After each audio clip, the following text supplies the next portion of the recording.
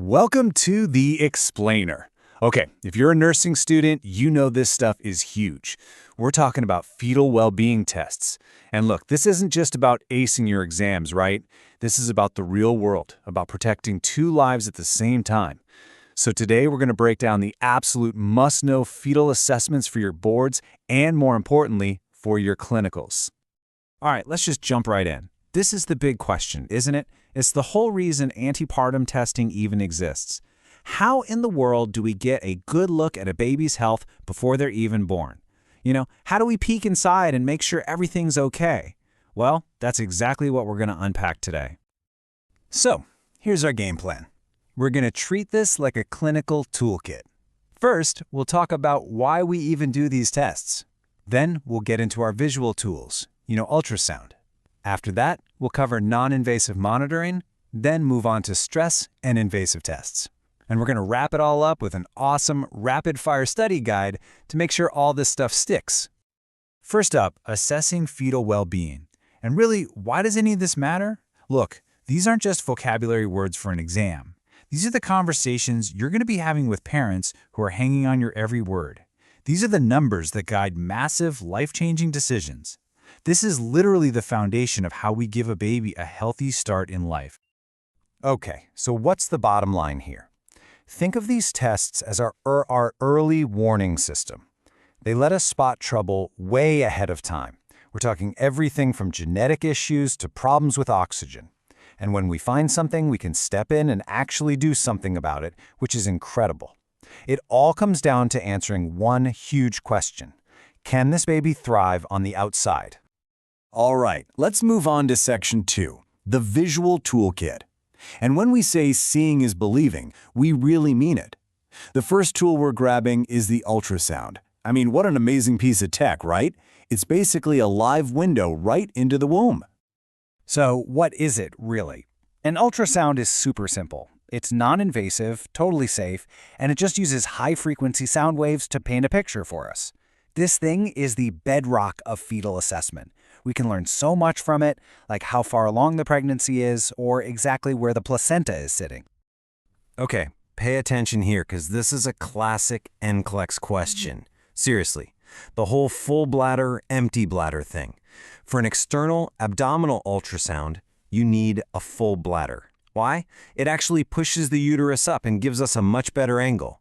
But for a transvaginal ultrasound, which we use a lot in the first trimester, you want an empty bladder. A full one just gets in the way. It seems like a tiny detail, but trust me, it makes a huge difference in what we can see. All right, section 3, non-invasive monitoring. So, a picture from an ultrasound is great, but it can't tell us everything, right? It doesn't tell us how the baby is actually doing moment to moment. For that, we've got to listen in. And that's where we get to things like the biophysical profile, the BPP. So the BPP looks at 5 different things, and you have to know these for your exams. The best way to remember them is with the mnemonic FBMTA. Seriously, drill this into your brain. It stands for fetal heart rate, breathing, movements, tone, and amniotic fluid. And the scoring is easy peasy. It's either a 2 for normal or a 0 if it's not there. It's like a little 5-part report card on the baby's well-being. So what do these scores mean? It's pretty intuitive. If you get an 8 to 10, that's awesome. We're happy, baby's happy, low risk of any oxygen issues. But if the score is between 4 and 6, alarm bells should be going off. That's a big red flag for possible chronic asphyxia. And if you see a score of 4 or less, that is an all-hands-on-deck situation. We are strongly suspecting asphyxia, and we need to act like right now. You know that first letter in our BPP mnemonic, F for fetal heart rate?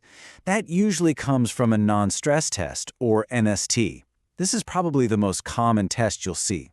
The best way to think about it is, we're just asking the baby a simple question. Hey, you feeling good in there? And the way they answer is with their heart rate. A healthy, well-oxygenated baby will have their heart rate speed up a bit when they move around, just like ours does when we go for a walk. It's a great sign. So how do we read this thing? It's super simple. Reactive is what we want to see. That means it's normal. And what does reactive mean?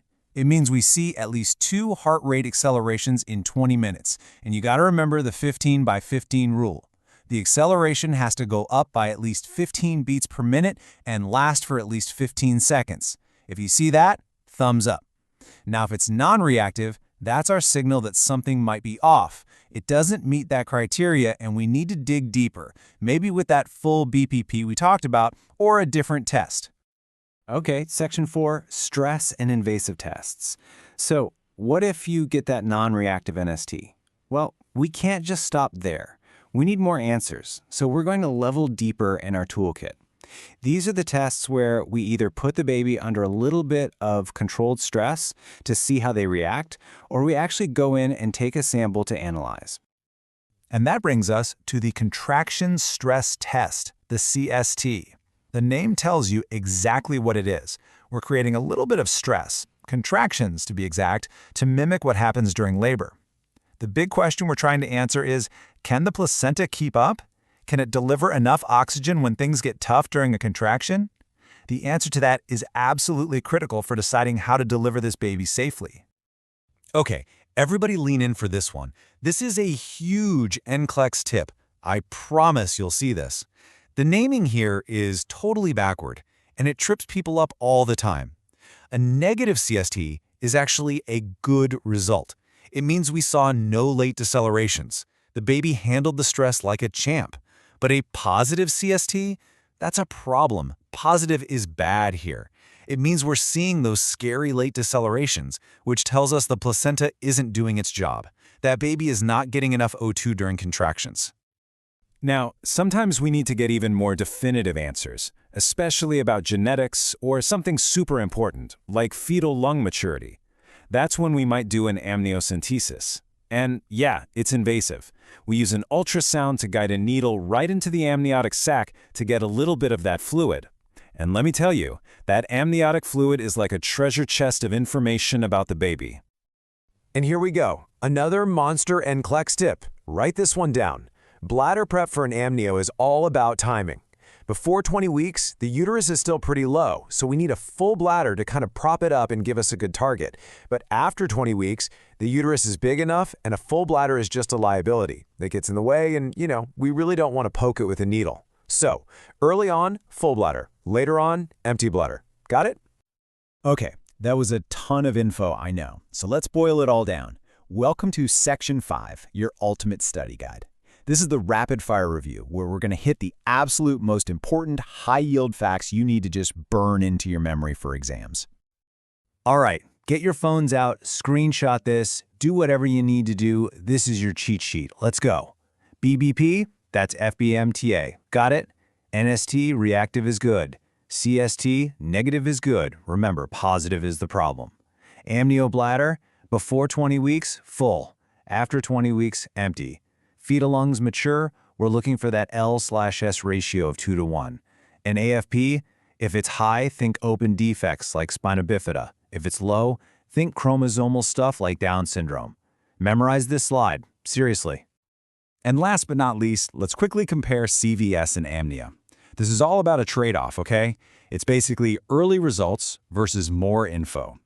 Chorionic villus sampling, the CVS, you can do it way earlier, which is a huge advantage for parents. But the amnio, even though it's done later, gives you a much bigger picture.